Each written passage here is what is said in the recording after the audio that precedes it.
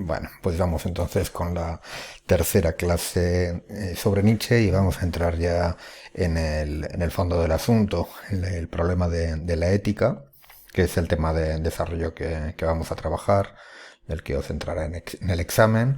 No obstante, igual que en los dos anteriores temas, pues hay un test asociado a esta clase y bueno, pues cuando acabéis de verla, en primer lugar, para repasar bien esos contenidos, haced el test. Este es el índice que vamos a desarrollar. La clase bueno, la clase sobre ética va a ser más densa, igual más larga que la anterior.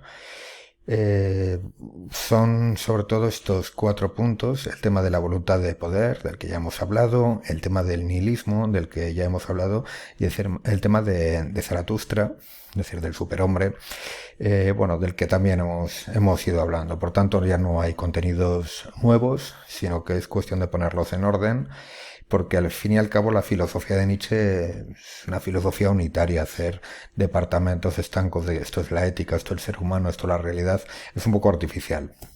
No obstante, y esto ya como parte de la introducción, en la cuestión de la moral, la pregunta filosófica por la moral, por tanto la ética de Nietzsche, está en el centro de su pensamiento, es lo más importante en Nietzsche.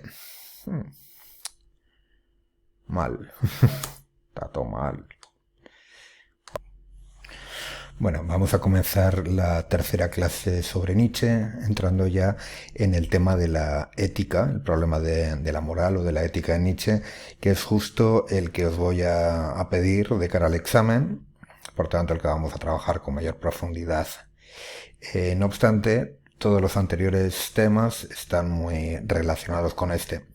Igualmente, el texto que tenéis que leer, el de la Gaia Ciencia, sobre todo se va a centrar en este tema de la ética, aunque también aparecen otras cuestiones que no son específicamente éticas. Bueno, en cuanto a los contenidos que vamos a desarrollar, fijaros sobre todo en estos cuatro puntos que sobresalen: el tema de la voluntad de poder. Ya habéis oído hablar de esto de la voluntad de poder, que en realidad sería casi un sinónimo de vida para Nietzsche, e incluso un sinónimo de realidad.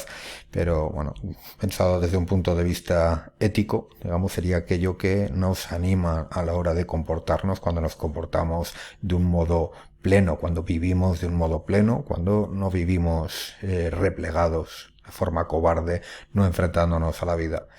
Del nihilismo también hemos hablado, que sería el otro segundo gran punto, que es justo ese no enfrentarse a la vida, no aceptar la vida, negar la vida. Es decir, el sentido vital pues no aparece, y esto es precisamente la crítica que hace Nietzsche a la cultura europea, a la cultura de su tiempo. Bueno, ya el diagnóstico es que como siga Europa por ese camino, pues no tendrá esperanza. Y la esperanza aparece en el último punto. Lo he titulado con el nombre de Zaratustra, que es esa especie de Mesías que hace aparecer como personaje literario en su libro más famoso. Podríamos haber puesto también Dionisos, que era como lo llamaba en su primer libro, en la Nacimiento de la Tragedia, o también Superhombre, que es justo de lo que vamos a hablar, que es su propuesta de una ética distinta, de un modo de enfrentarse a la vida capaz de superar el nihilismo en el que ha caído Europa, y que vuelva a asumir la vida como voluntad de poder con todas sus consecuencias. Vamos entonces a ello. Como siempre, una vez que terminéis de ver la clase, en este caso yo creo que sí que es conveniente verla pues, en un par de veces, porque ya tiene más densidad, pues tenéis el cuestionario, que es más largo y por tanto se valora también más, sobre todo un cuestionario que sirve para afianzar conocimientos. Eh, para empezar, como introducción, y esto también para daros ideas de cómo podríais organizar vosotros el tema, decir en primer lugar que el problema de la moral es el problema por excelencia para Nietzsche. Y es paradójico, porque precisamente él va a criticar no una doctrina moral, sino la moral misma. Toda su filosofía va a ser un intento de superar la propia naturaleza normativa de la moralidad, ¿no? La moral sabemos que, bueno, pues se suele definir como ese sentido del bien y del mal, como esa capacidad para establecer criterios de conducta, es decir, aplicarte una serie de normas que tú mismo aceptas como verdaderas para guiar tu comportamiento. Lo veíamos en Kant del modo más extremo.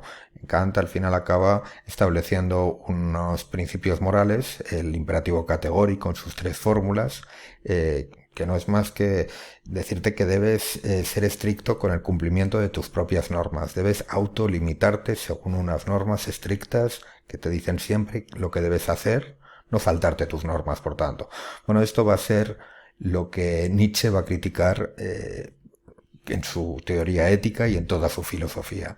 Ese autolimitarse que, digamos, que proponía Kant en su ética. Sabemos ya, por lo que hemos visto en las anteriores clases, que entre sus influencias inmediatas de los filósofos del siglo XIX estaba el pesimismo de Schopenhauer y también el materialismo de su época. Y va a beber de esas dos fuentes, sin embargo, las va a superar. Bueno, un poco lo mismo que llevamos viendo con varios filósofos, ¿no? Lo veíamos con Kant, cómo bebía de racionalismo y empirismo para superarlos. Lo veíamos en Marx, cómo bebía a la vez del idealismo y del materialismo para superarlos en su materialismo histórico. Pues algo semejante ocurre con Nietzsche. Recoge la herencia del pesimismo de Schopenhauer, recoge la herencia del materialismo positivista de su época y elabora algo distinto, lo que llamamos vitalismo trágico, la afirmación completa de esta vida material, que no hay otra, pero afirmación vitalista, pero a la vez trágica. Vamos con la conciencia de que, bueno, de que esta vida es limitada, es dolorosa, pero es todo lo que tenemos y debemos vivirlo con la mayor alegría. Por tanto, lo que va a buscar es una afirmación plena de la vida. Decíamos, me estoy reiterando ahora, que su filosofía, aquí estamos en el tercer punto de esta introducción, va a ser una crítica a la moral misma, justo lo que he dicho antes.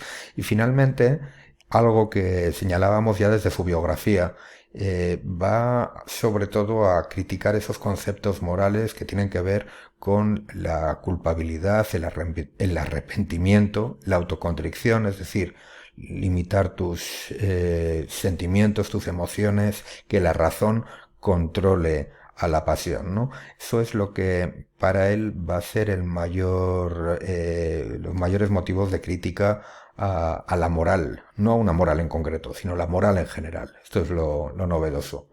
Recordáis que Kant también era un crítico de las éticas, no de la moral, sino de las éticas, de las teorías filosóficas sobre la moral anteriores, porque entendía que eran éticas materiales, por tanto, que funcionaban sobre imperativos hipotéticos, es decir, que siempre estaban determinando que si quieres conseguir el fin de la felicidad o del placer, haz esto.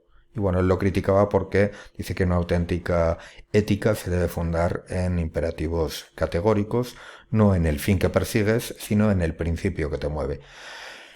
Pero al fin y al cabo, él, Kant, partía de las personas, digamos, que son consideradas generalmente por la sociedad buenas, personas compasivas, personas que se sacrifican por los demás, personas solidarias, y Kant va a construir su ética para justificar y tratar de entender esa moralidad.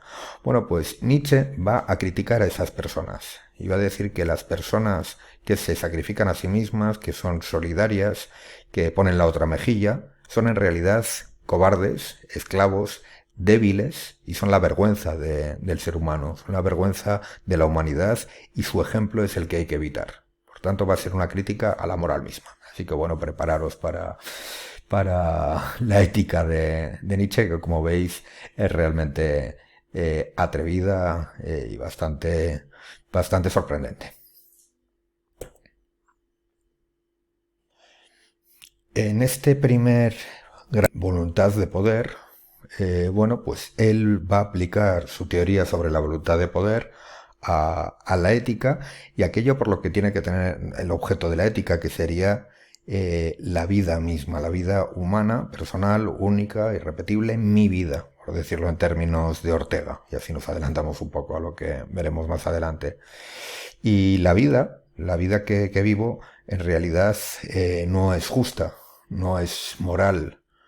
Las cosas que me ocurren, pues, y que yo hago, no tienen como principio para Nietzsche la moralidad ni la ley, sino más bien lo que él llama voluntad de poder.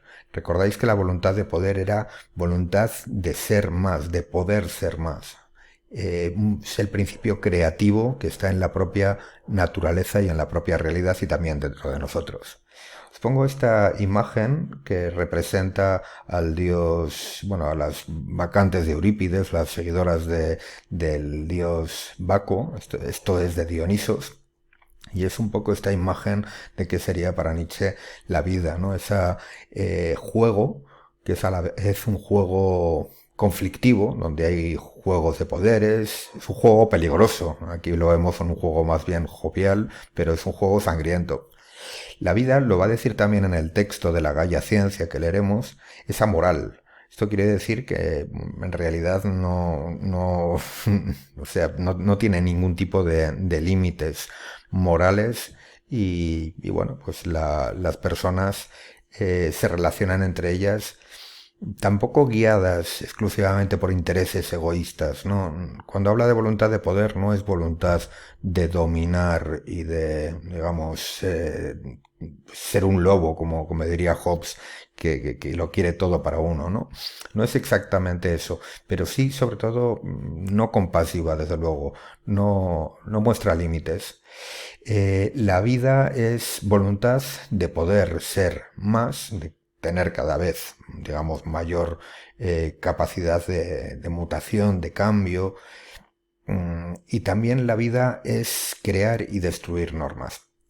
Para que nos hagamos un poco la idea y nos pongamos en la cabeza de Nietzsche, Nietzsche, como os decía, es un músico frustrado y músico, bueno, pues que cuando compone, él siente la inspiración y esa inspiración es como un torrente emocional que surge de uno sin saber muy bien por qué y que se materializa en una pieza musical nueva, completamente novedosa.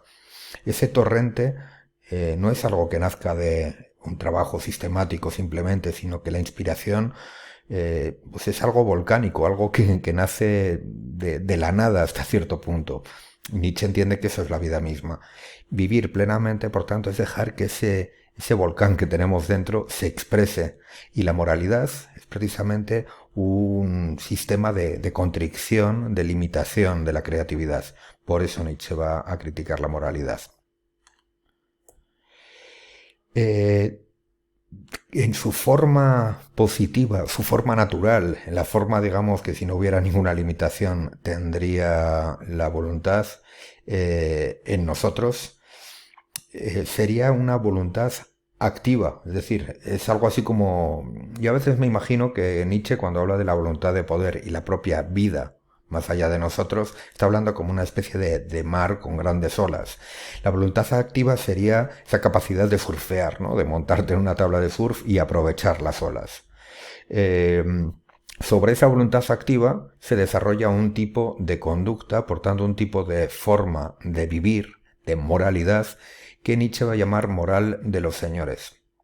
¿De dónde saca esta idea de moral de los señores? Él sabéis que es filólogo clásico y por tanto se va a inspirar en los modelos de la Grecia clásica, de los héroes que aparecen en la Ilíada y en la Odisea, el héroe griego clásico, como Aquiles, como Héctor, como Hércules, que son héroes porque sí que efectivamente se sacrifican por los demás, pero no de una forma solidaria exactamente y compasiva, sino, digamos, como con una muestra varonil de entrega, ¿no? Un poco como un gran deportista, un futbolista, ¿no? Que no encontramos ahí, digamos, una persona que está frenando sus capacidades naturales, al contrario, está encauzándolas bien. Bueno, pues ese héroe, ese militar, por tanto, griego clásico, que es todo menos compasivo, que además es caprichoso, bueno, imaginaros un Cristiano Ronaldo, ¿no? Es decir, tenemos muchas figuras deportivas que encajarían con esa figura. Es genial, pero también es realmente poco moral, o por lo menos la persona más moral del mundo. Desde luego son fenómenos o ejemplos vitales sorprendentes y muchas veces les aceptamos que se comporten de un modo que no aceptaríamos que se comportase la mayoría porque son genios. Esa genialidad, bueno, los convierte en una excepción. Ese es el modelo del señor y de la moral de los señores. Es decir, un individuo, y subrayo lo de individuo, individual, único, irrepetible. Nietzsche sí que claramente, frente a todos los filósofos anteriores, reconoce como valiosos los rasgos individuales, únicos que nos definen. Precisamente ahí está la base de esa genialidad creadora. Es el señor el que arriesga, el que vive el peligro. Si la vida es peligro, para vivirla plenamente tienes que arriesgar y por tanto ser capaz intuitivamente de ver la ola que te va a permitir llegar a lo más alto del éxito, no necesariamente laboral ni económico. Se habla, digamos, del éxito de brillar de un modo superior, ¿no? De llegar a brillar por encima de la media.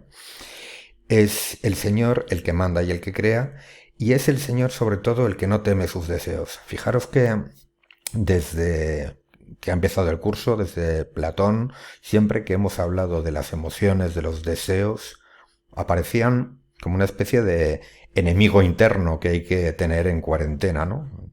Ya hablo desde la cuarentena, además en la que estamos todos.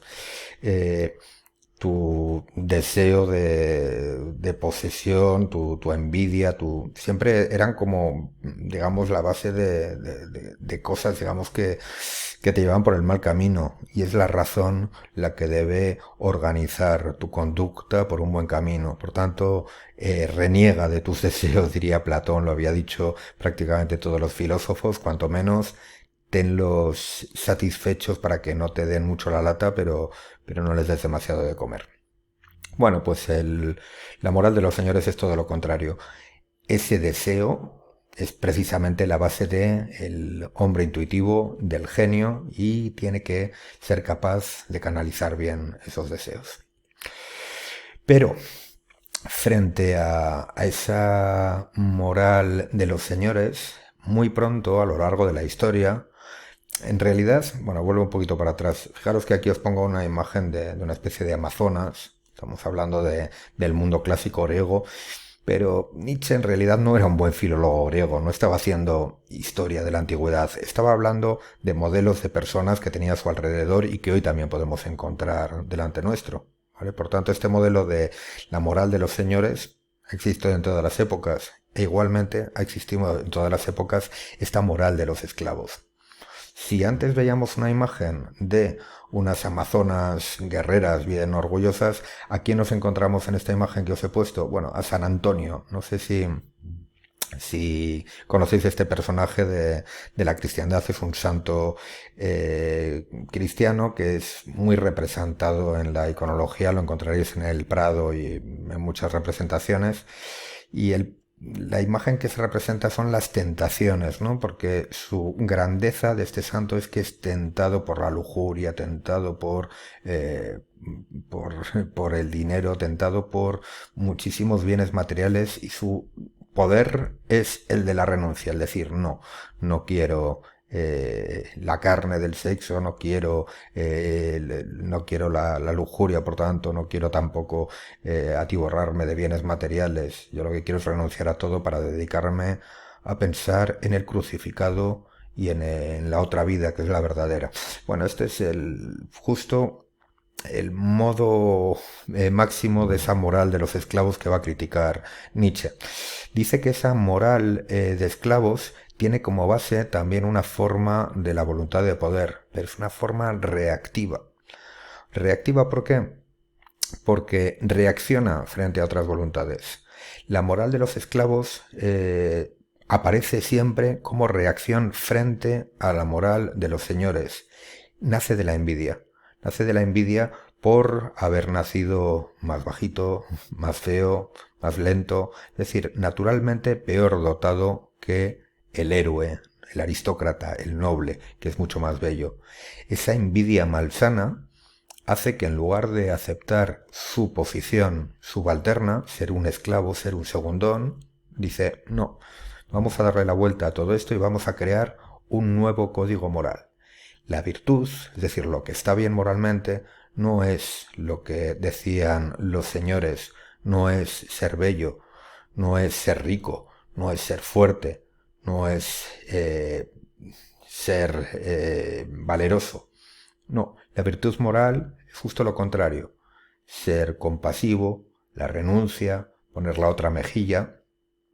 Incluso se llega más, ¿no? Esa idea del cristianismo que los últimos serán los primeros, los pobres, ¿no? La pobreza y digamos, la enfermedad aparecen como signos de personas que, aunque no son queridas por los poderosos, sí son queridas por Dios. Para Nietzsche todo esto es una perversión de la auténtica moralidad, de la auténtica forma de ser natural, ¿no? Es una reacción, digamos, para tratar de vencer a pesar de haber perdido. Es una maniobra, en realidad es una maniobra muy ingeniosa, ¿no? Y en realidad una cosa muy humana. Si recordáis las anteriores clases, decíamos que el ser humano es por definición un ser mentiroso. Inventa mitos para salirse con la suya. Y podemos decir que la moral de los esclavos, el cristianismo y todo lo que hay alrededor, bueno, pues precisamente hizo esto, le dio la vuelta un poco al cuento para que aquellos humanos más débiles dentro de una especie que ya es débil por sí misma, saquen partido a su debilidad. Por tanto, en principio la moral de los esclavos sería algo muy propiamente humano. ¿Cuál es el problema? Bueno, el problema es que esa moral de los esclavos, que luego examinaremos cuál es su genealogía, su origen, va desarrollándose a lo largo de la historia de Occidente, a través, sobre todo, de lo que Nietzsche llamará la metafísica, algo muy amplio, y acabará llevándonos al nihilismo. La moral de los esclavos, por tanto, triunfa gracias al cristianismo, se expande por todo Occidente, pero finalmente acaba llevando al hombre y la mujer occidental a esta escena, a la completa depresión. El nihilismo, decíamos, que es la falta de sentido. La vida carece de sentido precisamente porque la hemos construido sobre unos valores que van en contra de la vida. Nos hemos interiorizado tanto que no nos hemos dado cuenta que aquellas cosas de las que huimos, Nietzsche diría incluso la guerra, el enfrentamiento, todas estas cosas son lo que nos alimentan como parte de la voluntad de poder. Vivimos una vida, por tanto, de guerreros que se han quedado sin guerra. Y finalmente ese guerrero que se queda sin batalla, que no lucha, pues se muere de pena.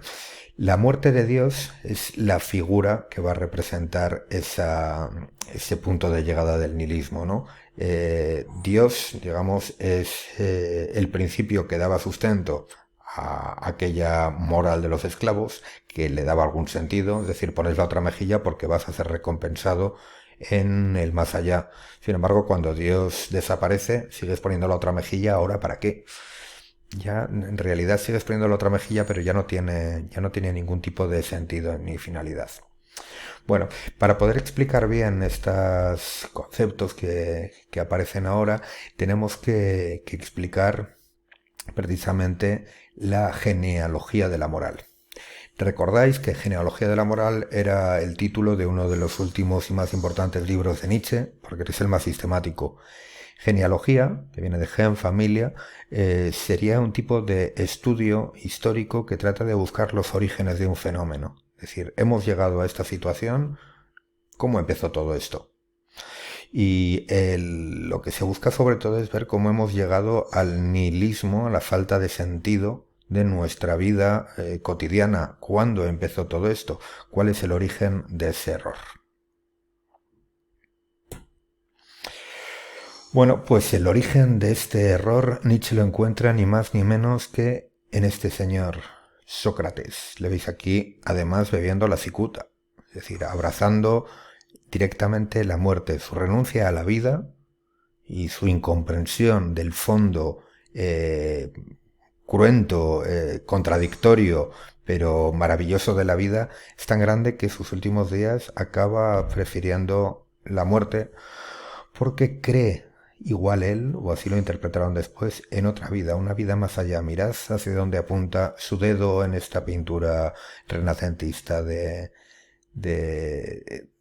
Rafael en la escuela de Atenas, ¿no? Hacia dónde apunta, apunta hacia arriba. Igual que su propio discípulo, Platón, también apunta hacia arriba. Bueno, el intelectualismo moral de Sócrates, frente a lo que habían pensado los sofistas y frente al modelo moral que representaban los mitos griegos, defiende que debemos buscar definiciones racionales y universales de qué está bien, de qué está mal, de qué es la justicia. Por tanto, nuestra conducta debe estar atada por el alma, y el alma para él es algo puramente racional. Debemos despreciar, por tanto, a Dionisos, debemos despreciar la música, el arte, el vino, todo aquello que nos vuelve irracionales y hace que nuestras emociones se desaten. Por tanto, tenemos que renunciar al cuerpo. Esta va a ser la enseñanza de Sócrates y va a ser incansable. En El nacimiento de la tragedia realmente es un libro muy interesante y muy entretenido, donde habla de Sócrates como el hombre más feo de Atenas, hombre que era capaz en todos los banquetes de beber como el que más y sin embargo siempre estaba completamente sobrio, ¿no? No se emborrachaba, era un hombre completamente medido, porque su razón lo tenía esclavizado. Esa fealdad, ¿no? Seguramente Nietzsche lo interpretaba como envidia respecto a los hombres más bellos, pero gracias a su discurso retorcido conseguía engatusar a los jóvenes más bellos para que le adoraran a él y no a otros. Bueno, ahí estaba su astucia, pero para Nietzsche una astucia malsana, donde se daba la vuelta a cierto orden animal natural. Recordad que Nietzsche en realidad seguramente se sentía muy identificado con Sócrates, se sentía muy identificado con esa capacidad de retorcer el orden de las cosas a través de la palabra, de engatusar, ¿no? De ser también un encantador de serpientes. El intelectualismo moral de Sócrates tiene como principal discípulo, como principal herencia, la metafísica dualista de Platón. Y aquí es cuando ya ese error, digamos, que se explica desde la figura y desde la vida de Sócrates, porque sabéis que Sócrates no escribe nada, pues ese error se convierte en doctrina escrita y en doctrina que va a lastrar toda la historia de Occidente, es decir, que va a hundirlo y difundirse como un virus, ¿no? Como el virus este que estamos sufriendo ahora, de forma generalizada, se va contagiando hasta que todo Occidente, con el tiempo, acabará entendiendo que la visión de la vida de Platón va a ser la correcta. ¿Y cuál es la visión de la vida de Platón? Sabemos que es una visión dualista, habla de dos mundos. Por un lado, este mundo de las apariencias y luego el auténtico mundo que está más allá, el mundo trascendente de las ideas, en el que ahora podemos pensar, pero que solo llegaremos a él tras nuestra muerte, cuando el alma se haya separado definitivamente de este cuerpo, que es una cárcel, que es putrefacción, que es maldad. Bueno, pues Nietzsche dice, fijaos qué mito han creado estos metafísicos, que eliminan el valor de este mundo para arrojarlo en un mundo que está más allá.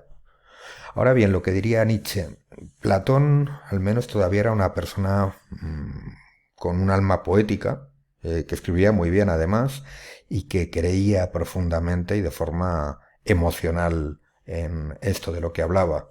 Ahí genera su academia, que es una especie de grupo de iniciados, una especie de primeros monjes, eh, que dedican toda su vida al cultivo precisamente de ese mundo ideal, ¿no? Bueno, eso va a ser el comienzo de esta mentira, pero esta mentira rápidamente se va a difundir sobre todo a través del cristianismo, al cual Sócrates llamará platonismo para el pueblo.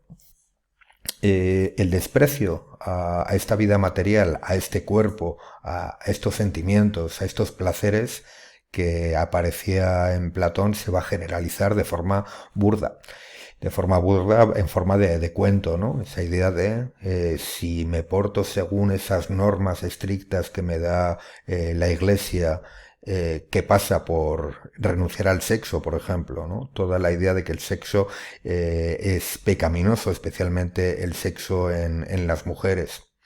Si renuncio a mis placeres, si renuncio a mi cuerpo, si vivo esta vida como un sacrificio, tras mi muerte seré recompensado por Dios, que es la única verdad.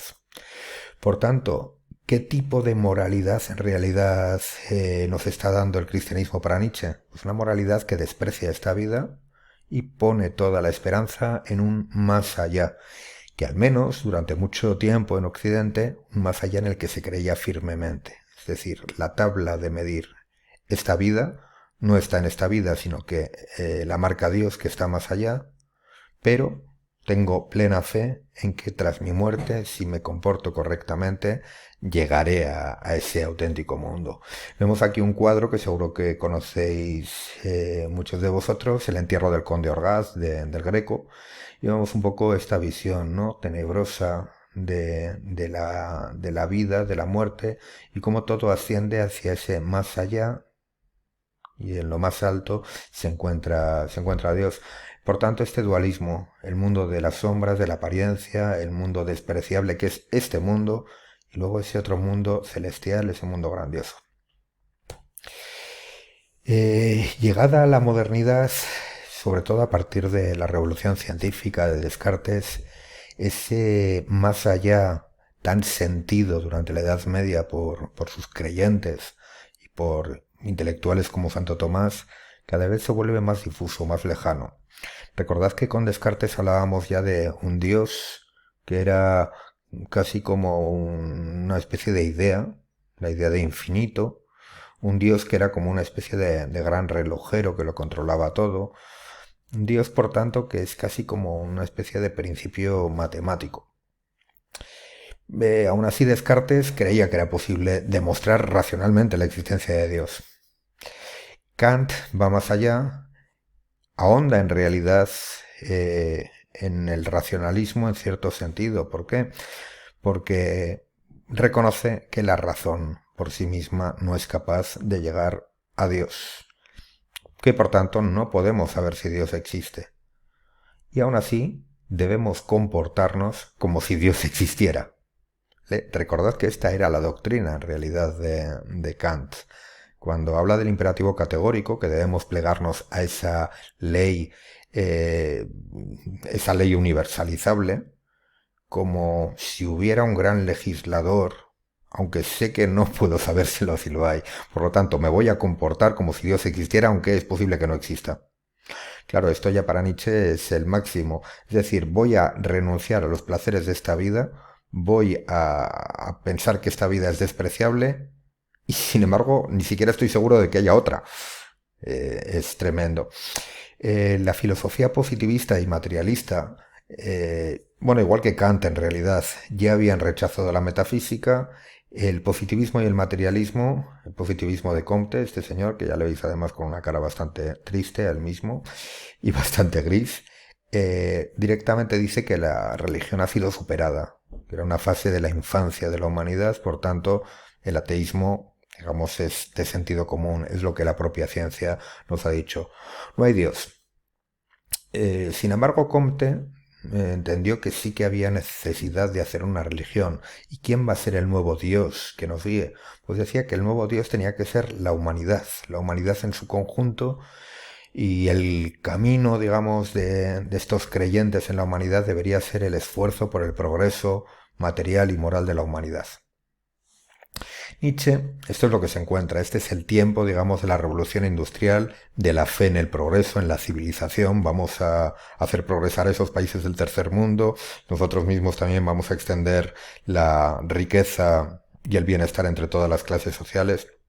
Bueno, estas ideas Nietzsche se reía bastante de ellas y, y él lo que dice es que una vez que el hombre europeo ha dejado de creer en Dios, en realidad el propio ser humano deja de tener valor, porque en realidad el ser humano se había convertido en la sombra de Dios. El ser humano se comportaba y tenía la moral de esclavo que tenía porque había una promesa de una vida más allá, porque estaba obedeciendo a Dios, al Padre. Ha muerto el Padre y sin embargo voy a seguirme comportando del mismo modo. El trono, digamos, de ese, el que era mi rey, el que era mi guía, ha quedado completamente vacío y yo sigo obedeciendo a un trono vacío. Esta es un poco la imagen, ¿no? La imagen de orfandad, de que Europa se ha quedado huérfano, pero el proceso de haber dejado de creer en Dios es un proceso casi natural, es cuando uno deja de estar enamorado. Simplemente hay un vacío, y así lo va a expresar muchas veces en Zaratustra, en la Gaia Ciencia. Se ha quedado ahí un vacío, un hueco, y yo sigo repitiendo las mismas acciones. Seguimos esta pareja que ya no se quiere, pues con nuestra rutina. Sin embargo, la vida parece que está vacía, precisamente porque el amor se ha acabado, porque Dios ya no está. Bueno, pues vamos a ver cómo consigue de algún modo Nietzsche superar, o cómo propone superar esta situación del nihilismo. Él va a hablar del nihilismo primero como nihilismo reactivo. Recordad que hablábamos de voluntad reactiva, de moral de esclavos, está todo unido. Nihilismo reactivo es esa situación en la que hoy se encuentra Europa. Hoy me refiero al siglo XIX de Nietzsche, aunque en realidad yo creo que si Nietzsche levantara la cabeza diría que seguimos igual o peor, ¿no? En una especie de depresión colectiva. El nihilismo reactivo es una vida vulgar, una vida perdida en cosas completamente superfluas para llenar el tiempo y no ser capaz de dar todo lo que podemos dar de sí. Frente a este nihilismo reactivo llega Zaratustra, que como os digo es ese especie de profeta del superhombre. Zaratustra, aparece en su libro Así habló Zaratustra, era una figura, una especie de Buda o de Cristo de una religión un poco de la época del cristianismo un poco anterior, también monoteísta. Sigue existiendo, os sonará Freddie Mercury, imagino. Pues Freddie Mercury pertenecía a esta religión porque le venía a través de su familia. Es una religión antiquísima y sigue en determinados lugares de India, Irán y bueno, de Asia, practicándose por una minoría, el zoroastrismo. Pero bueno, esto le importa poco a Nietzsche. Nietzsche toma esa figura, la hace propia y se inventa un nuevo Zaratustra, que es, en realidad Zaratustra es el propio Nietzsche como profeta que trae la buena nueva, es decir, la buena noticia, y es: no os preocupéis Occidente, o sí preocuparos, pero aunque Dios haya muerto, aunque hayáis caído presa del nihilismo, el nihilismo no lleva necesariamente a la muerte, al suicidio, sino que el nihilismo también puede ser una oportunidad y un nuevo comienzo. Un nuevo comienzo del que nacerá este señor, el Übermensch, el superhombre. Eh, el nihilismo es no creer en un sentido, la vida por tanto no tiene sentido, pero en realidad, si recordáis, cuando hablábamos de la voluntad de poder, decíamos eso mismo. Lo que nos decía Heráclito es que no existe un sentido fijado en la realidad. Solo el ser humano es capaz de construir sentidos a través del mito, a través de la creatividad. La metafísica fue un sentido, el cristianismo fue un sentido. Esos sentidos ya no hay quien se los crea. Debemos crear nuevos sentidos. Pero ya nuevos sentidos que no queden fijados de esa forma y sobre todo que recuperen esa moral de señores que es mucho más, que permite mucho más expresarse al fondo de voluntad de poder de la vida. Eh, no existe, por tanto, y es lo que dirá el nihilismo activo, ningún sentido trascendente más allá. No existe Dios. No. No podemos desvalorizar este mundo valorizando otro mundo que hay más allá y que en realidad nos hemos inventado, sino que tenemos que ser capaces de buscar valores intrínsecos a este mundo. Y eso es justo lo que va a hacer el superhombre. El superhombre es como una especie de evolución cultural que deja atrás al hombre, porque el hombre en realidad no era más que un subproducto de Dios. Si muere de Dios, el hombre también tiene que morir con él, porque el hombre necesitaba de Dios. Si ya no tenemos a Dios, o el hombre muere, o el hombre es sustituido por algo parecido a un Dios, un superhombre. El superhombre es el que es capaz de transvalorar todos los valores que hasta ahora toda la tradición occidental había recogido, los reconstruye, los reconstituye y los vuelve inmanentes, es decir, son valores que salen directamente de esta realidad dinámica, valores que, digamos, que fluyen, no valores permanentes que nos atan, sino valores que nos guían en cada momento, que nos sirven para afirmar la vida, pero que cuando dejan de servirnos para la vida, cuando se vuelven un peso para nosotros, los quitamos de encima y los sustituimos por otro.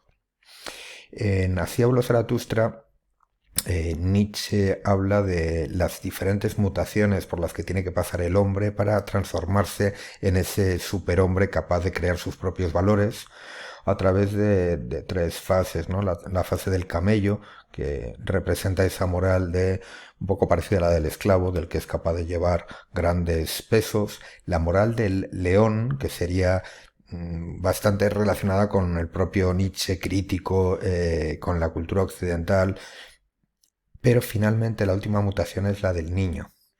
¿Por qué? Porque no tenemos que estar vueltos de forma reactiva, ¿no? Digamos, con una especie de rencor hacia los viejos valores, sino que tenemos que mirar al futuro y ser capaz de afirmar nuevos valores y nuevos mitos. Ese es el modelo moral, digamos, que propone Nietzsche, el de una especie de hombre que es a la vez un dios vivo, capaz de construir su propio criterio moral, pero que sea un criterio moral que no le sirva para encerrarse dentro de unas leyes, como ocurría con Kant, sino un criterio moral que obedezca a la vida, que permita, digamos, recoger ese flujo que viene de la vida y volvernos doblemente creativos. Por tanto, el superhombre es ese niño, y esta es una imagen muy interesante, que se da cuenta de que todo esto que estamos viviendo, todo esto que creemos, esta narración que es nuestra vida, en realidad es un sueño, en realidad es un invento que me he hecho. Este nombre que yo tengo, esta máscara que llevo, es un invento. Sin embargo, a pesar de descubrir que todo esto es un invento, no por eso se le cae la máscara ni se le cae el mito, sino que es capaz de seguir soñándolo y cuando ese sueño deja de tener valor, capaz de quitárselo de encima. Es, por tanto, quien está más allá del bien y del mal, eh, igual que estaba más allá de la verdad y la mentira. Digamos que el ser humano es un animal que construye fábulas, que miente, que finge, pero si solo hay mentira, perdemos por tanto también la propia noción de verdad y por tanto bueno, nos encontramos más allá de la verdad y de la mentira y en el terreno moral más allá del bien y del mal. No estamos ante alguien perverso que se aprovecha de otras personas bondadosas, sino que estamos más allá del bien y del mal. Eh, Nietzsche dice que el superhombre vivirá cada instante, este niño que es pura afirmación, que cree en los Reyes Magos sin creer en ellos, ¿no? Siempre me gusta esta imagen de ese niño bueno, pues que es capaz de creer en las cosas que quiere creer, aunque de algún modo sabe que ya son mentira.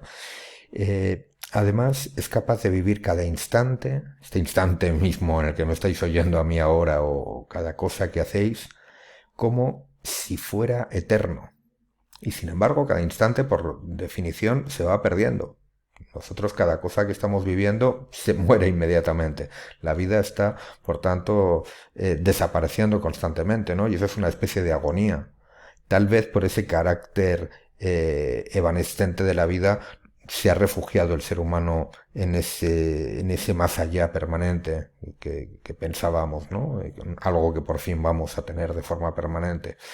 Dice Nietzsche, ¿cómo podemos eliminar el cielo, creer solo en la tierra, cuando la tierra está permanentemente muriendo? Bueno, pues tal vez si nos aferramos a un mito que lleva muchos años entre nosotros, en muchas culturas, y que era justo la imagen del tiempo que existía en el mundo pagano antes de la aparición del judaísmo y del cristianismo. Con el judaísmo aparece una idea del tiempo que va a tener mucho éxito y que es la que tenemos aún hoy, que es la idea de que el tiempo es una línea que tiene un origen. El origen en el judaísmo estaba en la creación del universo por parte de Dios, y tiene un final, y el final allí estaba en el Apocalipsis. Eh, Esa línea es la que, bueno, pues nosotros contamos desde el Big Bang o desde el nacimiento de Cristo, y que, bueno, sigue un poco evolucionando. En nuestro caso parece que sin límite, pero con la idea de que vamos cada día más acercándonos a un progreso, ¿no? Que luego, aunque luego vemos las noticias y parece que no es tan claro. Sin embargo, los griegos, pero también los chinos, también los indios, no hablaban de una línea, sino que hablaban de una especie de círculo donde el tiempo se va renovando. Por ejemplo, pensad en el calendario chino. Los chinos, aunque, bueno, ellos también cuentan numéricamente en qué año están a partir de no sé qué dinastía. Sin embargo, generalmente no hablan de ese año, del año 3400 en el que puedan vivir, sino que dicen estamos en el año del ratón, estamos en el año del dragón, en el año del león. Igual que decimos que ahora estamos en el mes de marzo, pero el mes de marzo también estuvimos el año pasado, es decir, y vamos a estar el año que viene. Marzo vuelve, igual que vuelve la primavera, igual que vuelven las estaciones. Es como una idea circular en el que todo se va renovando, va muriendo y se va renovando. La idea de que el tiempo es un ciclo eterno que se renueva, que se muere, igual que el día. Bueno, esa imagen del eterno retorno del día que se va renovando la aplica Nietzsche a nuestra vida. Dice, vive tu vida como si cuando mueras volvieras a nacer inmediatamente y volvieras a vivir todo lo que has vivido exactamente igual que lo viviste, con todas las alegrías y con todos los sufrimientos, con todos los momentos de aburrimiento, de tedio, con todos los coronavirus del mundo. Es decir, todo lo que has vivido en cada segundo lo volverás a vivir eternamente. Y este mismo instante que estás teniendo ahora se va a repetir infinitamente en el tiempo. Ese es el imperativo categórico del imperativo moral de Nietzsche. Vive tu vida como si cada instante se fuera a repetir tal y como la estás viviendo de modo eterno. Eso es una afirmación absoluta de la vida. Lo que podríamos llamar también amor fati, amar tu destino. Tu destino que también lo realizas tú.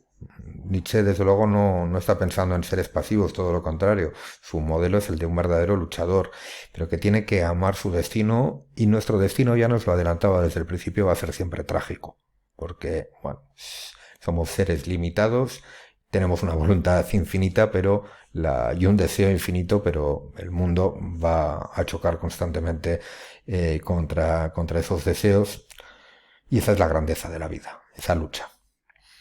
Finalmente se destierra todo el arrepentimiento, toda esperanza vana en otra vida, y se afirma esta vida individual, concreta, única, irrepetible.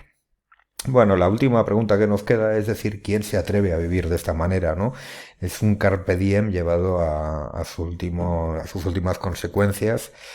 Vemos que el ejemplo de la vida de Nietzsche, y muchos dicen que, bueno, que este intento de vida plena y absoluta, por un lado, él lo vivió con gran dolor para finalmente acabar loco. Le volvió loco su filosofía. Yo lo dudo bastante, ¿no? Pero bueno, muchas veces se puede decir que este intento de arrancar toda esperanza falsa y vivir la vida con pleno realismo, pero también con entusiasmo, es casi una locura en sí misma.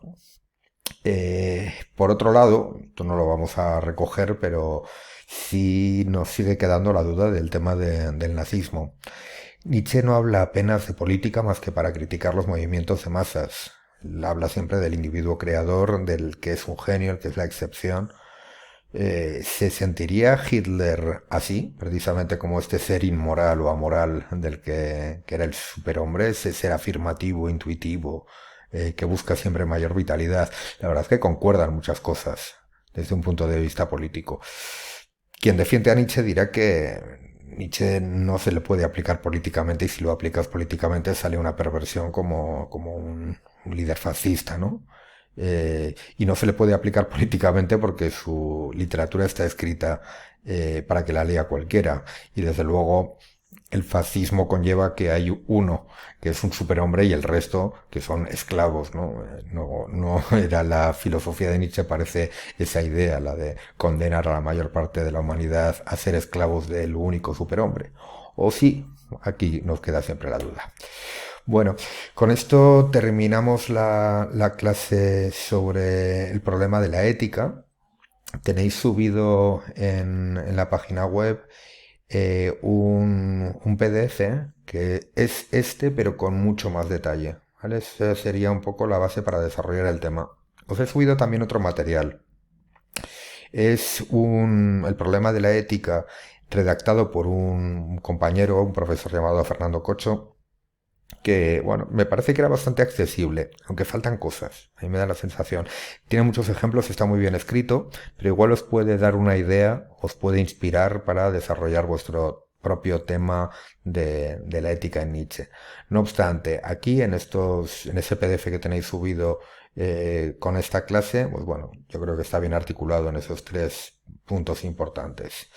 Haced el cuestionario correspondiente y ya nos vemos con la última clase sobre los comentarios de texto de La Gaya Ciencia.